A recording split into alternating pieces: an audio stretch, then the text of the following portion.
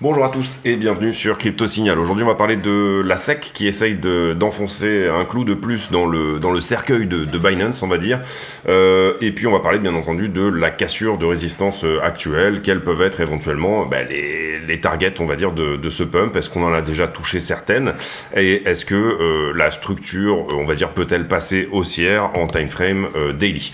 On est là sur le BTC face au dollar en daily. Tout d'abord, comme d'habitude, on est sur le contrat perp de Bybit. On voit assez bien ici la structure de range avec cette forme de résistance ici qui était eh bien pour le moment pas vraiment à même de casser et qui là vient de péter.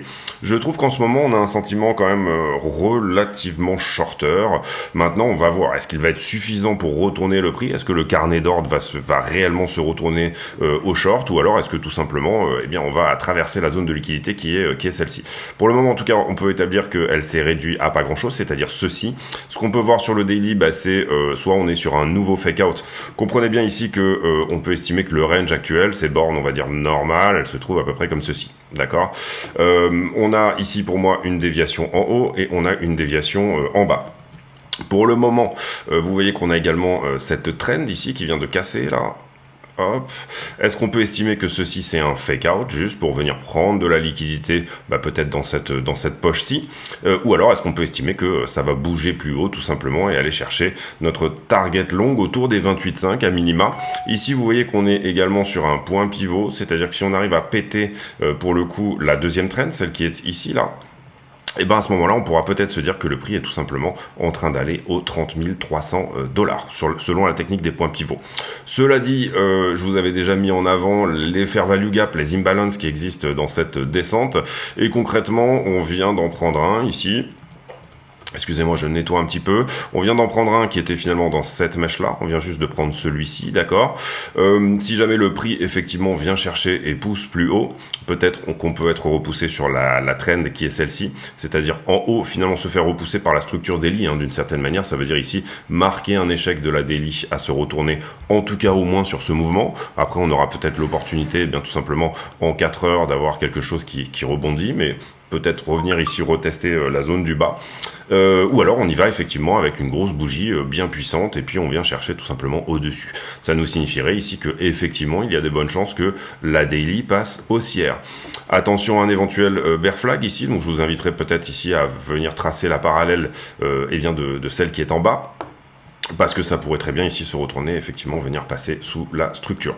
Comprenez bien ici que moi je vous propose des scénarios, j'étudie la liquidité pour vous dire je pense que ça peut aller là ou là ou là, etc. Mais bien sûr je ne suis pas Madame Irma, et donc je ne peux pas ici vous dire à contrario, et je trouverais ça complètement débile de le faire, de vous dire oui c'est sûr on va passer au travers.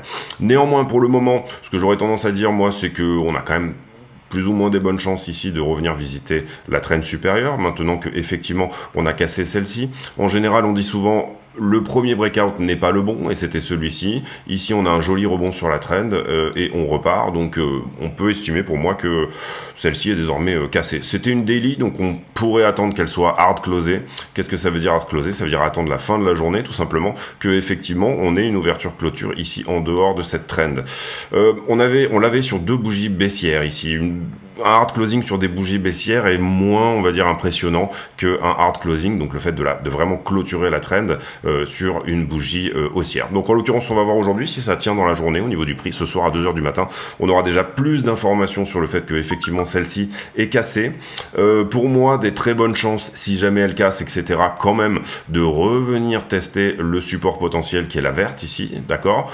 On vient de casser quelque chose, il est possible que le prix, par exemple, soit se fasse repousser en haut, soit se fasse repoussé par le niveau daily. Vous voyez qu'il y a un niveau daily également ici, par le niveau daily pour revenir à nouveau retester.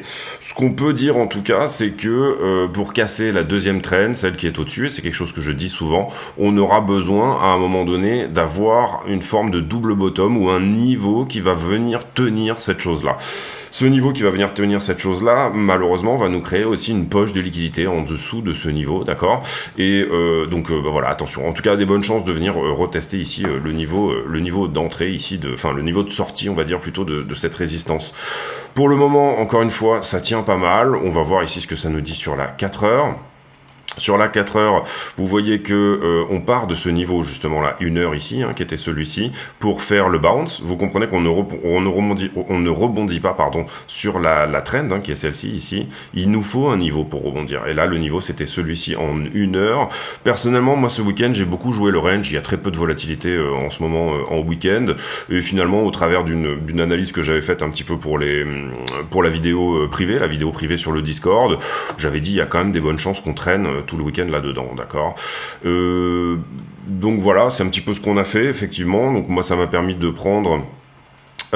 et ben dans un premier temps ce short là, revenir jouer la prise de liquidité sous ce point là pour faire une entrée et pour venir rechercher à nouveau le haut du range, donc la verte qui est ici, et ensuite j'ai pas repris de short ici sur la descente. Je pensais sincèrement que ça allait casser, ça n'a pas cassé, bon du coup j'ai attendu, mon stop loss s'est fait prendre ici, j'avais ramené mon stop loss à BE et j'ai rouvert un long à nouveau dans cette zone là. Prise de profit bien évidemment sur le range, on continue à jouer le range ici, mais j'ai toujours laissé un runner sur mes longs parce que je voyais plutôt le prix, j'étais plutôt dans le scénario que le prix allait effectivement casser à un moment donné. C'est ce qui nous a donné, donc j'ai toujours là mon runner qui est en train d'aller en haut. Malheureusement sur ma position que j'avais pris tout en bas à 25, je me suis fait SL, alors je sais plus, je pense que c'était là-dessus. Voilà, un moment où je me suis dit bon... J'ai plutôt envie de loquer les profits là-dessus que de voir réellement ce qui va suivre. Voilà, pour moi, parfois, c'est la bonne technique. Ça pourrait être pour quelqu'un risqué, encore risqué, un petit peu plus de risque, etc. Là, il me restait 20% sur ma position. Je me suis plutôt dit, bon, essaye de trouver autre chose, un petit peu plus haut, soit du short, soit du long. Et là, j'ai plus ou moins quand même une poche de liquidité qui me disait, on va sortir de ce range-là, plutôt en haut, parce que là, je voyais quand même pas mal de liquidité là-dessus. C'est ce qu'on a eu pour le moment. J'ai toujours un runner sur, donc là la majorité des TP est prise sur ce niveau là. Je préfère entre guillemets en ce moment où on travaille beaucoup la liquidité, la jouer on va dire oui petit bras, voilà c'est ça, on peut dire ça. Ici vous voyez qu'on a le haut de cette accumulation, accumulation ici, et ça c'est le haut d'une accumulation qui est en train de repousser pour le moment. Donc zone logique de short également, tout à fait une bonne zone pour éventuellement prendre un short pour un minima. Encore une fois, vous voyez ici qu'on a une heure qui va être plutôt haussière, à minima, tout simplement shorter un retracement jusqu'à peu près ces niveaux-là. Donc le fameux retest dont je vous parle éventuellement sur cette ligne-là, pour moi, pourrait être possible. Est-ce qu'on pourrait rebondir ici? Tout à fait, et vous voyez que je vous avais mis le bas de cette accumulation que j'ai gardé, parce que ça, il se pourrait que ça soit tout simplement juste, on va dire, une déviation de week-end, et puis ensuite on réintègre. Donc ça pourrait rebondir par là, comme ça pourrait rebondir par là, comme ça pourrait bien évidemment enfoncer la structure et puis dégager en bas. C'est pour ça qu'on pratique du risk management, qu'on remonte ses stop loss à break-even une fois qu'on a eu ce qu'on voulait, qu'on prend des TP et qu'on laisse courir des runners. Voilà, c'est exactement ce que je fais à chaque fois, et on va dire que sur le long terme, c'est ce qui va vous permettre de payer, en tout cas si vous, comme moi, vous adoptez plutôt des manières de faire qui sont un peu plus conservatrices, on va dire ça comme ça. Voilà, là pour moi, au départ, vous voyez qu'on est parti sur une forme de scalp, en tout cas un trade intraday, et ça pourrait se transformer en swing si jamais on ne revient pas sur mes niveaux d'entrée, c'est-à-dire en dessous de ça. Et voilà, là pour le moment, mon stop loss il est là, et ma position est dérisquée à peu près 70-80%. Maintenant, on part sur notre ami de Ethereum. Ethereum qui a pas mal poussé, un peu moins que Bitcoin, vous le voyez, on est à moins 0,62 sur Ethereum contre Bitcoin. La structure sur Ethereum en 4 heures, excusez-moi, il y a un peu de mal là, avec l'OBS, je vais changer bientôt d'ordinateur, ne vous inquiétez pas. Alors, pour le moment, notre ami Ethereum n'arrive pas à retourner encore sa 4 heures. Ça va peut-être être le cas là bientôt, mais on voit que sur la montée, une nouvelle fois, il est en train de performer un peu moins que Bitcoin. Et vous voyez que là où Bitcoin se trouve plutôt dans cette zone finalement en ce moment, quand on regarde la structure, Bitcoin il est plutôt par là. Et Ether il n'a même pas réussi pour le moment encore à venir réellement chercher sa 4 heures. Voilà, on pourrait noter ici une prise de liquidité peut-être à faire au-dessus de ce point-là, justement. Une jolie épaule tête-épaule inversée aussi, on peut la voir ici, comme ceci, tac, tac, tac, tac, tac, tac. Pour moi, les épaules sont un peu petites ici. Bon, en général, on dit 50%, que c'est à peu près un minimum, 1 pour 2. Bon, vous voyez qu'on y est presque, donc pourquoi pas. Comprenez bien également que si du coup cette épaule tête-épaule se valide réellement, si la cassure est réelle ici, si on a une vraie cassure de ce niveau qui pour moi est un niveau, je dirais, à 4 heures, quelque chose comme ça. Si on a une vraie cassure ici de ce niveau, si on ne se fait pas repousser ici sur la mèche et qu'on ne repasse pas en dessous, eh bien Ethereum serait potentiellement capable de s'installer tout simplement au-dessus, ce qui nous donnerait effectivement une vraie cassure. Ici peut-être intervenir au retest tout simplement de ce point-là, qui auparavant était une résistance, et peut-être pourrait se transformer dorénavant en support. Attention, souvent ça réenfonce, souvent le premier breakout est un fake out, Bitcoin est en ce moment très axé sur la liquidité, donc du coup on est assez souvent sur ce que j'appellerais des SFP, c'est-à-dire des swing failure patterns, des patterns on va dire chartistes qui finalement nous donnent des fausses sorties. On n'est pas dans un marché directionnel. Dans un marché directionnel, vous pouvez vraiment jouer les structures chartistes, ça fonctionne vraiment pas mal. En ce moment c'est plus un marché encore une fois de liquidité, pas d'achat au spot, donc du coup vous avez assez souvent des fausses sorties, etc. Donc attention sur la zone, serrez bien vos stop loss, tradez on va dire en fonction. Stablecoin dominance, ça fait un petit moment qu'on n'a pas regardé, on n'a pas fait de vidéo hier. Alors ce qui est pas mal, c'est qu'on construit pas vraiment l'épaule tête-épaule, donc là pour le coup on était peut-être plutôt sur un fake out au niveau de la stablecoin dominance. Attention parce qu'on a un niveau là, vous le voyez, les 11% qui pourrait soutenir le prix, vous comprenez qu'on est dans un range là sur la stablecoin dominance, c'est un petit peu la même chose entre cela et cela, et c'est à peu près le niveau où la stablecoin dominance nous dit, vous le voyez ici, j'ai fait ma déviation en bas, j'ai fait ma déviation en haut. Pour le reste, je suis resté à peu près sur mes niveaux. Je suis venu prendre la liquidité ici de ce qui se passait au-dessous, ce qui passait au-dessus. Donc la question ici, c'est est-ce que je ne vais pas être en train de réintégrer mon range, qui voudrait dire que tout simplement, Bitcoin nous fait un petit retour autour des 25 en fait. C'est à peu près ça. Je pense que là, on était à peu près sur ces niveaux-là. Ici, oui, c'est ça, ici, 25, oui, c'est ça. Stablecoin dominance haussière, Bitcoin baissier, bien évidemment. Joli rebond sur le GBTC, joli rebond sur le IBLC. On n'a pas eu de gap sur le CME. CME qui pousse bien aujourd'hui. On a beaucoup d'open interest sur ce mouvement, on ira le voir dans la liquidité, on a un open interest qui monte très fort, mais plutôt sur un funding qui descend, c'est ce que je vous montrerai tout à l'heure. Donc du coup, voilà, on a peut-être des chances ici, tout simplement, que ce mouvement s'auto-nourrit au travers des shorts. La question, c'est si à un moment donné, ils sont suffisamment conséquents et tous ensemble sur le même point, ils pourraient bien évidemment retourner le prix. Binance US qui ne donne pas les documents que la SEC demande, on en avait déjà parlé il y a quelques temps, mais la SEC est en train de pousser assez fort ici, et en train de dire, ils ont déposé une nouvelle plainte contre Binance America pour exiger que la société fournisse des documents qu'elle demande depuis le mois de juin. Binance n'a pas ici donné énormément de documents, vous comprenez qu'ils ont donné 220 documents, apparemment il y aurait des captures d'écran illisibles de comptes bancaires, des documents sans date ni signature, des lettres d'avocats et des tableaux qui semblent avoir été préparés exactement pour ce litige. Donc attention à ça, et notamment ce que la SEC a dans le viseur ici, c'est l'entité SafeU qui est censée effectivement couvrir les actifs des clients. Personnellement, de ce que j'ai regardé dernièrement sur les Merkle Tree, etc. de Binance, ça a l'air pas trop mal. Maintenant, vous comprenez ici que Binance n'est pas une société américaine. Ici, dans l'idée, principalement, je pense que du côté de la législation américaine, ça va être de bien placer Coinbase, qui est un petit peu l'enfant chéri, coté en bourse, etc. Même s'il y a eu des plaintes contre Coinbase, elle serait vraiment plutôt sur la mise en ligne et en vente de security sur l'asset. Il n'y a jamais eu de délits qui ont été reprochés à Coinbase, mais plutôt un retour en arrière sur cette fameuse idée du test de oui entre les commodités, les securities, etc. Attention à ça, je vous le dis sincèrement, Binance qui en ce moment, c'est surtout la perte de volume sur Binance qui est inquiétante, je dirais moi personnellement, c'est-à-dire ici vous le voyez, on a fait que 2,97 millions de dollars depuis le 9 septembre, alors qu'auparavant, un an plus tôt, on faisait encore 230 millions, et un an plus tôt, on était déjà en bear market. Donc bien évidemment, le public là-dessus qui vient bouder Binance qui doit licencier énormément de monde pour tenir un petit peu la barre au niveau des bilans, etc.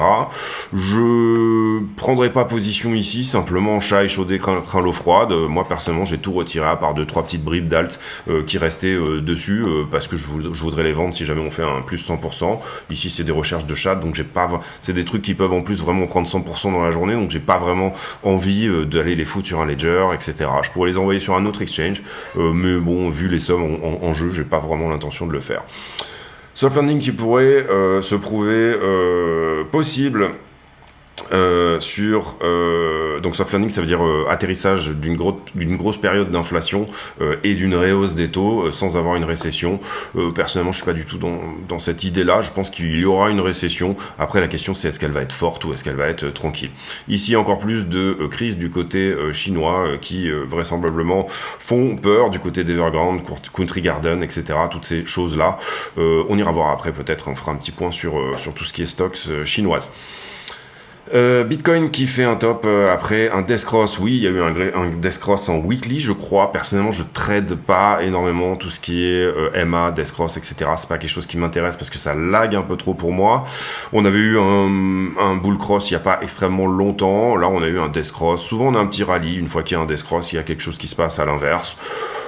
Voilà, je suis pas fan de ce type de, mais vous pouvez trader avec ça. Hein. De toute façon, moi je le dis souvent, tous les modes de trading sont possibles à partir du moment où vous avez un bon risk management. Il n'y a aucun problème à trader et ça va juste peut-être changer votre time frame plutôt que tout simplement réellement vous donner moins de résultats ou plus de résultats. C'est juste moi, ça me correspond pas personnellement.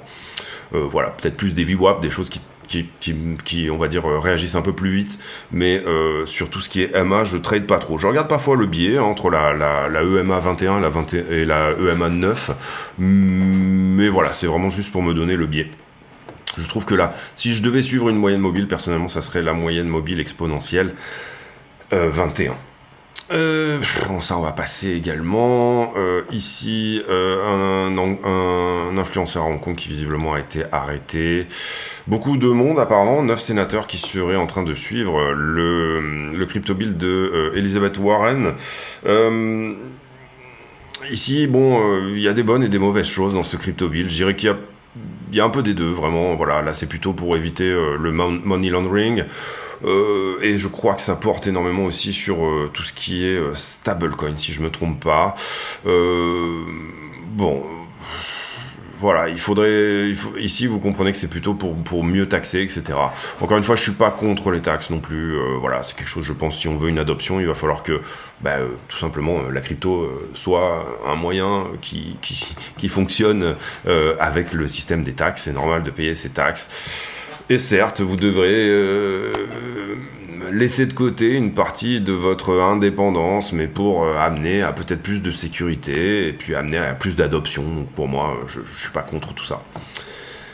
Ethereum qui insiste comme quoi, un cofondeur d'Ethereum qui insiste comme quoi Ethereum est une commodity, donc une matière première sensiblement. C'est discutable. Selon le test de oui, en tout cas, c'est discutable. Selon la jurisprudence XRP, ça n'est pas discutable. Voilà, c'est quelque chose sur lequel il va falloir que le législateur fasse quelque chose bientôt, mais en tout cas selon le test de oui qui existe à peu près depuis le début du siècle dernier, hein, donc années 30 je crois, quelque chose comme ça, années 30-40, c'est peut-être temps de trouver ici autre chose. Le S&P qui a très peu changé alors qu'il va y avoir une décision de la Fed, et oui en effet cette décision elle se fera après-demain, où on aura donc la réunion commence demain pour la Fed, et après-demain on aura effectivement la conférence de presse, etc. Donc je ferai bien évidemment une traduction de cette conférence de presse en temps et en heure quand tout simplement elle sortira.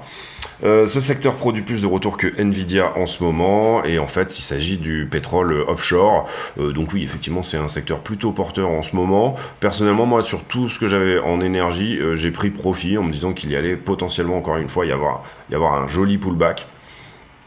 Pour le moment c'est pas le cas, donc vous voyez j'avais plutôt tort là-dessus, j'aurais dû effectivement garder ces actions là, mais bon j'avais fait une jolie jambe haussière là-dessus, donc j'ai décidé de vendre.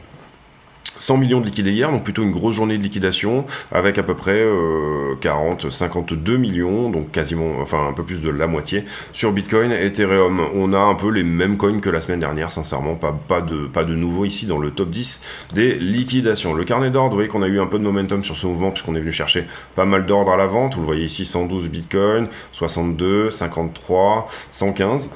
Il va peut-être falloir bientôt commencer à regarder d'autres exchanges, puisque en ce moment Binance n'a pas forcément le vent en poupe, hein, on le voit même quand on regarde ici sur le spot les volumes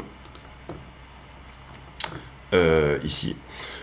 Et donc, vous voyez qu'on n'est pas, on n'est pas sur des volumes exceptionnels sur Binance, alors que peut-être sur l'index, on en a quand même un petit peu plus. Est-ce qu'on a une montée des volumes sur l'index? Pas vraiment non plus. Vous voyez que c'est quand même plutôt à la descente. En ce moment, de toute façon, vraiment assez peu d'achats au spot et un marché qui est principalement d'arriver, encore une fois, par la liquidité. Donc, toutes les ventes qui se font, elles seraient plutôt OTC. Est-ce que j'en suis là? Oui, j'en suis là. Les marchés en levier. Alors, Bitcoin est venu chercher son point bas ici, et puis il n'est pas venu faire la correction qu'on aurait pu attendre sensiblement, mais il est plutôt ici en sortie de week-end venu taper en haut. Pourquoi ça s'est fait comme ça? Alors d'abord, ce qu'on peut dire, c'est que depuis qu'on avait fait la vidéo ici, donc c'était samedi, on a été plutôt shorté. Vous le voyez ici, même si le prix latéralise, le funding l'open interest latéralise, on a un funding qui descend. Donc la majorité des positions ouvertes ici, il était probablement en short. Ici, on a quand même un point à venir prendre en bas, mais il a été sorti en fin de week-end. Vous le voyez juste là. Donc un point en bas, puisque là, effectivement, on a eu une augmentation pour le coup sur ce mouvement-là. Ensuite, on se reconstruit sur du short. Vous comprenez que tous ces points ont été pris par la suite. Et après, pour moi, on part de là à peu près, mais c'est pour ça que je le décale ici, c'est parce que je pense qu'il en reste. On a plutôt un marché qui est longueur sur tout ce point-là. Donc attention au 26 369 qui pourrait être revisité, ou bien potentiellement vous offrir un deuxième point d'entrée. Personnellement, je dirais attention parce que vous voyez qu'on a 3 poches en dessous, on a 3 points de liquidité à venir prendre. Donc une entrée là-dessus, j'aurais plutôt tendance à dire ici, il vaut mieux pas toucher, peut-être jouer comme je l'ai fait moi, un scalp qui potentiellement peut donner raison par après, mais sincèrement ici ça me paraît relativement compliqué de refaire une entrée sur la, peut-être oui, sur la prise de liquidité de ces 3 points-là, 1, 2 et 3, vous le voyez ici, et qu'on ne vienne pas prendre la liquidité sous les autres. Compliqué quand même. Bref, ici, pour moi, soit on pousse, soit on dégage en bas, et c'est de manière assez violente. En tout cas, c'est comme ça que je vois les choses. Derrière, par contre, on est plutôt shorté à partir de là. Vous le voyez, le funding qui descend et l'open interest qui part en flèche. Comprenez bien que là-dessus, on a pris quasiment 1 milliard, donc presque, je dirais 10% d'open interest en plus, quasiment, en quelques heures finalement, puisque là on était hier soir, à 1h du matin, on était même aujourd'hui, et là ça s'affole assez fortement. Ça s'affole fortement plutôt en short, hein. Pour le moment, ce qu'on peut regarder, c'est que peut-être ce mouvement est en train de s'auto-nourrir. Maintenant, on voit qu'à chaque fois qu'on monte, on ne ferme pas de l'open interest, donc c'est intéressant, soit ça re-short, ça construit des très grosses positions ici en short, donc attention, il y a peut-être un moment où effectivement le prix va nous dire ok, je me retourne. Si on n'a pas d'achat au spot conséquent, si on ne casse pas quelque chose sur l'achat au spot ici que vous voyez sur le CVD, ce mouvement risque fortement de, même si on va créer une poche de liquidité ensuite au-dessus, ce mouvement risque de retrouver un momentum vendeur, donc attention à ça. Vous voyez qu'ici, même avec une toute petite correction, et bien finalement on arrive à corriger du contrat. Donc le funding part en haut, donc ça c'est intéressant, c'est un mouvement qui est en train de s'auto-nourrir, hein, il construit de plus en plus de shorts. La question ici, c'est est-ce qu'on a du retail qui construit des positions, c'est-à-dire quelqu'un qui ne sera pas capable de défendre sa position plus tard, ou alors est-ce qu'on est sur de la grosse institution qui vient shorter l'histoire et qui est capable de défendre. Au plus ça monte, au plus ils augmentent leur position, jusqu'à ce qu'il n'y ait en face plus aucun acheteur, et là le prix effectivement se retourne. Donc on est shorté, je dirais, on a un gros long qui s'est ouvert là. On va le mettre quand même parce que vous voyez l'espèce de spike là sur le... Je pense que c'est même un peu plus haut ici, voilà. Là il y a un gros long qui s'est ouvert contre tendance, hein, vous le voyez ici, enfin contre tendance juste avant que ça parte. Donc ça on va le noter comme un point de long en plus. Et puis derrière on était quand même shorté dans la zone, bon ça a été pris. Est-ce qu'on est shorté jusqu'au top? Oui et non. Plutôt non, même, je dirais. C'est-à-dire qu'en fait, je pourrais décaler ça ici. Mais c'était peut-être la fin de ce mouvement ici, parce que vous voyez que on est effectivement longué un petit peu d'ailleurs sur cette zone-là également. On va le rajouter. Là, on est vraiment dans le précis, hein, mais voilà. Ici, on a quelque chose en longue également. Et en fait, effectivement, on est encore un peu shorté jusque là. Donc oui, il y a un point là. Il y a quelque chose à prendre au-dessus. Et puis, derrière, on est très légèrement relongué sur le plus bas qui est celui-ci. Donc là, on peut en rajouter un aussi. Pas mal de points à prendre en dessous, hein, vous le voyez ici. Et le point à prendre, bien évidemment, pour moi, c'est le point daily, le 2 pixels. Là, si on devait pousser quelque part, ça serait peut-être sensiblement vers les 28 200. J'espère que vous comprenez un peu toute l'idée. Merde. Ah non, c'est bon. Vous comprenez un peu toute l'idée qui est que oui, effectivement, on a des points à prendre, effectivement, on a du short qui se construit sur ces positions-là, mais si jamais les gens ont un pognon infini, ceux qui sont dans cette direction-là, et ben à ce moment-là, on va juste aller prendre de la liquidité, c'est en train de construire une position vers le haut, et derrière, on va se rétamer parce qu'il n'y aura plus aucun acheteur en face. Ici, sur Ether, vous voyez qu'on a pris les points aussi, et c'est plutôt propre de ce côté-là. Depuis qu'on avait fait la vidéo, c'est-à-dire par ici, qu'est-ce qu'il s'est passé ici? On a eu plutôt du longueur, mais ça a été nettoyé ici. Ensuite, ici, on a eu plutôt du shorter, ça a été nettoyé également.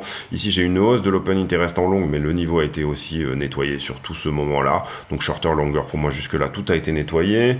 Ici, j'ai une grosse diminution du prix qui enquille une perte, donc pas d'anomalie. Ici, le prix descend, le funding descend, aucun problème avec ça. Et là, par contre, en revanche, Ethereum se construit, à contrario de Bitcoin, plutôt sur du long. Ok, jusque là.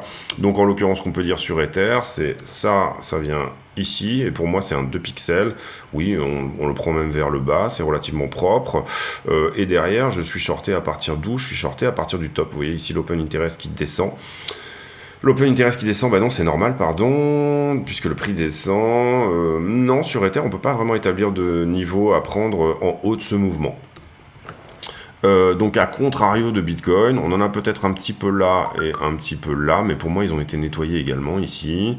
On a un gros long qui s'ouvre par ici, donc c'est peut-être ce qu'on est venu chercher là. Et puis ici en ce moment, vous le voyez, alors là on regarde vraiment des queues de cerise, vous comprenez que le funding s'actualise toutes les 8 heures, on peut éventuellement dire qu'il y a quelque chose, parce que on a peut-être une petite dizaine d'exchanges ici et qui réactualisent pas en même temps. Donc on peut se dire oui, en fonction de la moyenne pondérée, on va dire, des exchanges, peut-être qu'effectivement j'ai quelque chose à venir chercher dans cette zone, etc. Mais Ether, sauf s'il venait chercher des points plus hauts, et on en a un très beau ici à 1790, on avait vu qu'il y avait une belle poche de liquidité qui s'arrêtait là. Donc sauf s'il vient vraiment bouffer cette poche de liquidité, malheureusement Ether, les gens sont un peu plus confiants en longue dessus. Est-ce que ça veut dire que c'est l'inverse? On est en train de construire une position avec des gens qui ont du fric vers le haut avec Ether ou pas? C'est un petit peu la question qu'on peut se poser. Ici, vous voyez qu'on met quand même en corrélation le fait que oui, effectivement, ce mouvement pourrait être terminé. On vient chercher cette bulle là ici, cette grosse poche de liquidité autour des x50. On est quand même shorté sur le top, et vous comprenez que là, en l'occurrence, ça nous donnerait 27,5 à venir prendre vers le haut. Mais sur la liquidité 5 jours, on a énormément de monde, 5 milliards ici. Vous comprenez aussi que c'est 5 jours glissants, donc évidemment, on a effacé des choses d'avant. C'est pour ça que hier ou avant-hier, on avait 10 milliards, et désormais 5 jours glissants, on efface 5 jours en arrière. Donc du coup, c'est une time frame, voilà, tout simplement.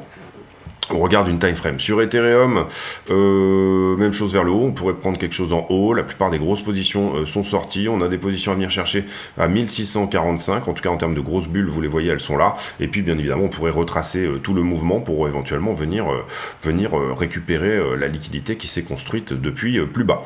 Le sentiment en 12 heures sur Ethereum, eh bien... il est plutôt longueur. Si on doit aller chercher une dernière poche de liquidité, elle se trouve autour de 26 650, et là je ne parle que de la 12 heures. Encore une fois, on parle sur une time frame. Là, 7 jours qui ment rarement nous dirait peut-être qu'il y a encore un dernier truc à venir prendre à 27,6, mais attention, potentiellement un nettoyage à venir faire à 25,6. Donc soyez méfiants quand même. Je dirais loquez vos profits éventuellement si vous êtes en longue là-dessus, sauf si vous êtes vraiment sur un point bas et que vous y croyez énormément, ce qui peut être une manière également de faire, mais j'ai quand même l'impression ici que le prix va retracer à un moment. Si par contre on s'inscrit dans toujours plus de shorters, etc.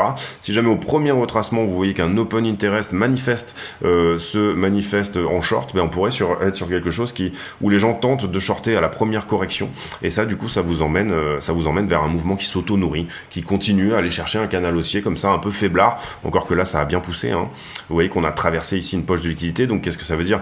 On a des shorters qui viennent se faire liquider, du coup ça pratique un acte d'achat, et ça vient encore plus faire augmenter le prix tout simplement. Donc un short squeeze, tout simplement. Ici, vous le voyez sur la 1 mois, 28,7 pourrait être un très bon point, avec potentiellement même du 29. C'est pour ça que personnellement, j'ai des runners qui vont jusque-là. Et si on était sur un total, on va dire un total vraiment momentum à l'achat, eh bien, vous comprenez ici que il va en falloir quand même un petit peu du momentum pour Bitcoin pour aller sur ces points-là. La 12 heures sur Ether plutôt longuée aussi, tout simplement parce qu'on a bouffé pas mal de shorts, et vous le voyez, sur Ether c'est quand même un petit peu plus clair qu'on est longué que sur Bitcoin. C'était aussi l'analyse plus ou moins qu'on a faite quand on a regardé les marchés en levier avec leur poche de liquidité également. Sur Ether également, vous voyez qu'on est bien long à partir des 1570. Est-ce que c'est pour ça que le prix refuse un petit peu de monter au fameux 1690 qui serait potentiellement une target intéressante sur la weekly pour ce mouvement sur Ether? Est-ce que finalement Ether a plus de choses désormais à venir prendre en bas? En tout cas sur la time frame One Week c'est le cas, oui, plus ou moins. Ici, vous voyez également, Ether sur la 1 mois pourrait corriger jusqu'à 1004 et pourrait pousser jusqu'à 1008. On est un petit peu au milieu de rien là, et sur ce petit mouvement, 1690 est une jolie target également. Sur la 1 mois, sincèrement, je me base moins dessus que sur la One Week. La One Week, elle nous dit que peut-être potentiellement 1690 et puis 120 seraient des bonnes targets sur Ethereum. On va aller sur le prix et on va faire la conclusion de cette vidéo. La conclusion pour moi, c'est qu'on a exactement ce qu'on voulait. C'est-à-dire un fort retracement haussier, qui pour le moment s'inscrit dans une daily qui reste baissière. Cela dit, vous voyez qu'on pousse bien dans cette poche de liquidité, donc est-ce que ceux qui étaient rentrés là-dessus ont déjà pris leur TP là-dessous, c'est-à-dire toute cette zone un peu qu'on va qualifier de réaccumulation / distribution depuis le haut, et est-ce que finalement on n'a pas des entités qui s'amusent à allonger dans cette zone, et puis défendre leur position, et puis reshorter dans celle-ci, et est-ce que donc on va pas s'inscrire toujours dans ce range un peu chiant, tout en augmentant potentiellement la borne supérieure. Qu'est-ce que ça voudrait dire? Ça voudrait dire, vous voyez qu'on a le bas de range précédent que moi je qualifierais d'être à peu près par là, 1029,4. Peut-être légèrement en dessous, puisqu'après derrière on a refait une structure un petit peu de range également entre les deux. Donc là pour le coup on se mettrait sur les 28,5. Et est-ce qu'on n'est pas juste en train de construire un range en dessous où on vient chercher la daily effectivement, mais que derrière on se retourne et ainsi de suite, on revient chercher les 25, etc. Pour moi, les ranges sont plutôt des figures de continuation, sauf s'ils offrent effectivement un momentum sur le retournement qui est suffisamment puissant. Ça voudrait dire qu'on voudrait ici que sur cette bougie-là, il y ait eu une réponse qui ressemble plutôt à celle-ci. Et pour le coup, pour moi, c'est pas tout à fait le cas, mais là, ça pousse bien cette histoire, et donc du coup, on est probablement sur un mouvement qui n'est que de la liquidité. Je vois pas sincèrement d'achat au spot outre mesure ici. Par contre, on arrive à péter. Alors, est-ce que c'est momentané ou est-ce que ça va tenir cette résistance? Je ferai extrêmement attention au fait que là, on est sur le haut de l'accumulation, ce que je vous ai montré tout à l'heure. Quand je regarde le 15 minutes, donc plus petite time frame, on va dire. J'essaie de pousser, qui retrace. J'ai pas nécessairement, si ce n'est un niveau ici en 15 minutes, effectivement, ici sur la zone, qui peut effectivement venir repousser. Voilà, pour le moment, pour moi, ça reste relativement propre. Voilà, relativement propre, même qu'on corrige ici sur cette zone-là. On avait parlé des 27,2 comme étant un endroit qui était à prendre, mais qui pourrait repousser. On peut enlever dorénavant le fair value gap qui est celui-ci. Ici, on a un niveau 4 heures qui, je pense, est fermé. Ce niveau 4 heures également est fermé. Par contre, ça pourrait être... On va garder la verte, juste, qui pourrait être un support dans le futur. La 1 heure qui est là, elle est déjà retestée et elle est repartie, donc je pense qu'on peut la fermer également. On va garder que le 4 heures et le daily ici sur ce mouvement. Ici, celle-là, elle a été clôturée. On voulait juste aller voir si éventuellement ça pouvait y aller, et en l'occurrence ça y allait.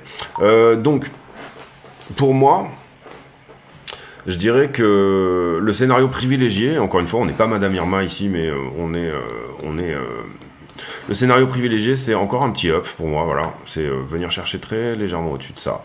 Peut-être 27,5 déjà à ce stade, et puis ensuite marquer une correction à minima en 1 heure.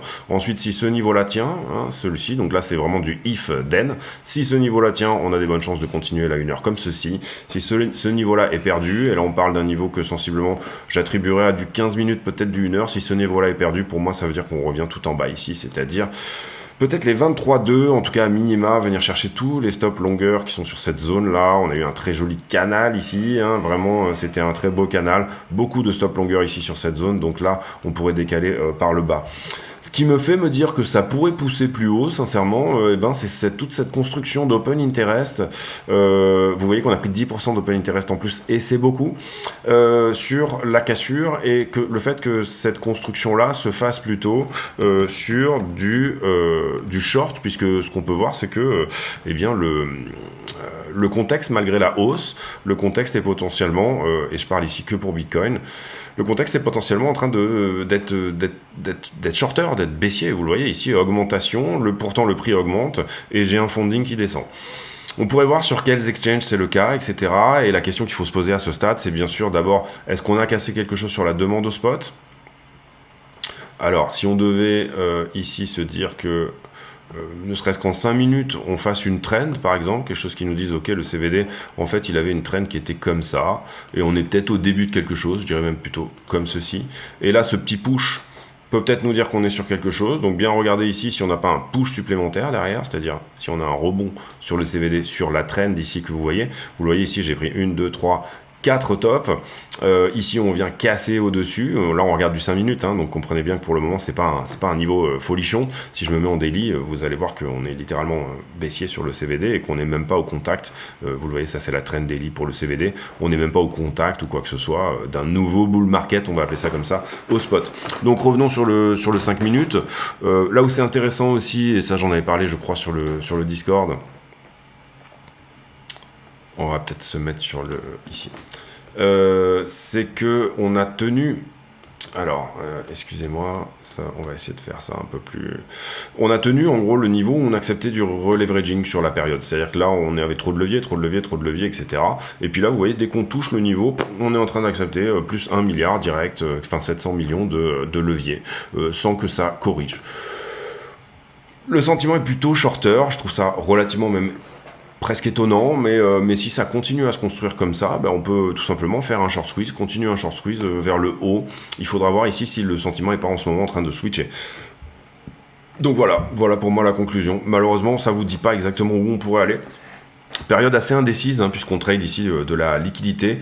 Personnellement, pour moi, ça peut pousser très légèrement plus haut, voire peut-être jusqu'à 29, et peut-être sur ce mouvement-là, c'est une possibilité vraiment. Maintenant, ça serait pas vraiment un bon endroit pour rentrer longue. Voilà, si j'étais vous, malheureusement, je m'abstiendrais, je pense, sur cette zone-là. Si jamais vous êtes vraiment pas du tout en trade, il faudra peut-être attendre des niveaux où le short devient intéressant, et j'en avais parlé, où moi j'avais dit, sauf entrée scalp, je ne rentrerai pas sur ce mouvement, sous-entendu violemment, avec des grosses sommes, tant qu'on ne sera pas dans la zone ici, pour du long des 25,2, et pour du short des 28,5, 29. Donc on continue à suivre le plan, on peut faire des petites entrées scalp, leur donner ici des petits niveaux, je sais pas ici si j'ai la perf actuelle, mais globalement, moi mon long là, il est à 144%, mais comprenez que la somme est relativement modique ici. Le but, c'était de faire un peu de thunes ce week-end parce que j'envisageais un range. C'était pas ici de rentrer violemment sur un niveau comme je l'avais fait ici, hein, où là j'étais rentré assez fort, mais j'ai préféré, étant donné le mouvement un peu larvé, etc., j'ai préféré ici prendre des profits rapidement, jouer la 4 heures, ne pas essayer d'aller jouer un retournement de la daily, et puis tout simplement assez rapidement TP. Je suis pas vraiment un grand trader de position, moi je suis plutôt quelqu'un qui essaye d'avoir une perf constante et de jamais finir un mois en négatif, en gros. Donc ça sous-entend tout simplement d'avoir un risk management plutôt conservateur, mais ça fonctionne bien pour moi. Parfois j'ai des surprises, c'est-à-dire que effectivement j'ai des runners qui vont toucher très loin, mais sincèrement moi le but c'est plutôt d'avoir une perf relativement constante et un moyen de trader qui est plutôt semi-agressif / modéré. Voilà. Je vous laisse là-dessus. Il y aura forcément un moment où on aura la directivité pour se dire que plutôt que de faire des entrées, on va dire ici c'est des entrées par exemple levier fort, puisqu'on a peu de volatilité en ce moment, donc on est obligé de jouer un petit peu du levier fort pour avoir quand même du rendement, où on accepte d'aller à la liquidation, c'est-à-dire qu'ici on va mettre une somme entière de 2%, 0,5, 1% pour rentrer dans ces niveaux-là. Là, en l'occurrence, il y aura un moment où on pourra mettre du quasiment 100% de son capital, on va dire ça, sur un levier un peu plus faible et avec un risque, pour le coup, entre le stop loss et le point d'entrée qui, lui, sera de 1 ou 2%. Pour moi, pour l'instant, le marché n'est pas assez directif pour faire ça, donc je préfère mettre des petites sommes, rentrer avec du levier un peu plus fort, 50 ou 100, et puis aller chercher ce que j'ai envie d'aller chercher, tout en ayant un stop dont je sais qu'il est à peu près à mon niveau de liquidation.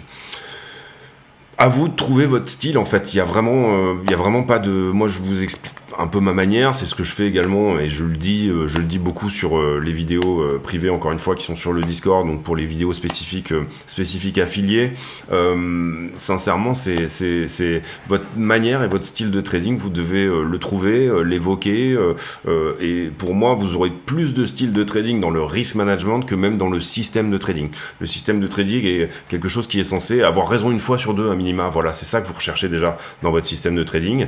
Et puis derrière, dans votre risk management, c'est ça qui va jouer vraiment sur la perf que vous faites, comment vous protégez votre compte, comment vous protégez vos gains, comment vous les laissez courir quand il faut le faire, etc. Toutes ces choses-là, un petit peu, sont vraiment pour moi, à mon sens, plus la base. Je crois qu'il y a eu tous les ans, le Wall Street Journal fait une étude où ils font lancer... où je crois que ils prennent un singe et ils choisissent la couleur verte ou la couleur rouge sur des jouets, et du coup ils lancent un trade dans un sens ou dans un autre, et en face ils mettent les meilleurs traders de Wall Street, et en l'occurrence les résultats sont à peu près similaires malgré des systèmes de trading qui sont un peu différent, c'est-à-dire que peut-être que si vous jetez une pièce, vous aurez, encore une fois pour moi, la base c'est le risk management, le money management, et quand vous êtes dans le trade, et là pour le coup je pense que le singe vous sera d'aucune utilité, eh bien savoir augmenter votre ESL pour vous dire bon là je lock, c'est bien, j'ai le mouvement que je voulais, je l'ai eu, pourquoi je suis dans ce trade, parce que j'allais chercher ça, c'est arrivé, donc peut-être que j'ai plus besoin de locker ici, mais c'est ce qui permet sur le long terme, je pense, une performance assez intéressante, ou à minima vous avez des gens qui sont totalement degen et qui vont aller trader, qui vont faire, voilà, je sais pas, un peu plus le yo-yo sur leur compte, mais ça leur correspond à eux aussi. Et vous avez des gens qui sont très bons comme ça aussi, et mais qui vont ici prendre beaucoup plus de risques, mais tout en gardant bien évidemment quand même une logique sur leur risk management. C'est ça le plus important. Donc vous allez avoir des gens, ils vont mettre un TP max, et puis ils vont le toucher une fois sur 4, mais pour le coup ça fonctionnera très bien. Donc moi ça m'est arrivé en directif d'avoir des win rates de 30%, 25% parfois, et pourtant comme je jouais du directif, on était vraiment dans une période où on avait une vraie direction, et à ce moment-là c'est presque facile de doubler son compte, tripler son compte de trading dans des périodes comme ça. Évidemment c'est pour le coup relativement simple de juste suivre la tendance, et puis vous prenez un risque à certains moments, évidemment, mais vous allez chercher des targets qui sont bien plus importantes, et encore une fois comme je vous l'expliquais tout à l'heure, vous rentrez potentiellement sur des trades avec 100% de votre capital, mais un SL qui se trouve à 0,5, 1, 2%, parfois 4% si vous êtes vraiment confiant. Et puis voilà, à partir de là, le compte est florissant parce que vous avez une vraie direction. Pour le moment, pour moi, on n'a pas une vraie direction. On est peut-être même en train de retourner là, littéralement, une tendance baissière. Donc j'aurais tendance tout simplement à locker assez vite. Si vous faites du contre-tendance comme nous en ce moment, puisqu'on est plutôt ici, encore une fois, sur des périodes de prise de liquidité en longue, là où la tendance actuelle, elle est baissière. Donc c'est pour ça qu'il faut locker assez vite et se débrouiller tout simplement pour quand même faire du rendement. Désolé, vidéo un petit peu longue, encore une fois, mais je crois qu'on a parlé de pas mal de choses. Je sais pas pourquoi elle était aussi longue cette vidéo, parce qu'il n'y avait pas vraiment de sujet, on a juste fait le truc habituel, mais c'est comme ça. Allez, question du jour, j'ai pour habitude de poser une question à la con en fin de vidéo, c'est-à-dire une question qui n'a rien à voir avec le prix du Bitcoin, mais qui nous permet en commentaire de converser de choses et d'autres. Et en l'occurrence, la question du jour... elle sera, plutôt sucrée ou salée. Personnellement, moi, je suis quelqu'un, je mange assez peu de sucre. Je suis peut-être quelques sodas de temps en temps, mais c'est tout. Je suis pas du tout gâteau, pas du tout ce genre de truc, pas du tout bonbon. Par contre, je suis capable de manger presque du pâté de tête au petit déjeuner. Ou voilà, j'aime vraiment bien manger plutôt salé. Donc voilà, ça sera la question du jour, plutôt sucré ou plutôt salé. Portez-vous bien, on se retrouve demain. Attention à la zone qui est quand même mi-figue, mi-raisin, il y a du bon comme il y a du pas bon, on a effectivement une cassure, attention à un potentiel fake-out et une potentielle réintégration, on est sur des niveaux où ça peut aller chercher un petit peu plus haut, tout comme ça peut se retourner violemment et aller chercher plus bas. L'open interest et la liquidité est encourageante pour que ce mouvement continue. Le problème maintenant dans ce type d'endroit, c'est que parfois, vous allez voir forcément s'il y a des grosses positions qui se créent sur les exchanges en short, vous allez voir effectivement une baisse du funding. Ça va pas vous dire qui est là-dedans. Ça va pas vous dire est-ce que c'est un sentiment général qui essaye de trouver un top et qui est persuadé que tout va baisser. Sous-entendu, est-ce que c'est du retail? Il faudra regarder peut-être le commitment of traders, même si je crois pas énormément à ces choses-là non plus. C'est quelque chose que j'utilise pas beaucoup, le COT. C'est quelque chose que j'utilise pas beaucoup parce que ça a jamais vraiment fonctionné pour moi. Voilà, vous avez d'autres indicateurs. Peut-être que je ferai une vidéo vraiment spécifique pour voir qui est dans le sens de la marge, plutôt des retail, ou plutôt des gros traders, ou plutôt des institutions. Je vous ferai peut-être une vidéo spécifique là-dessus. En tout cas, ça pourrait être intéressant. Dites-moi également en commentaire si ça pourrait vous intéresser. Je vous laisse là-dessus. On se retrouve demain pour une nouvelle vidéo. Portez-vous bien. Merci de votre bienveillance, de votre attention et de votre fidélité. À très bientôt. Ciao.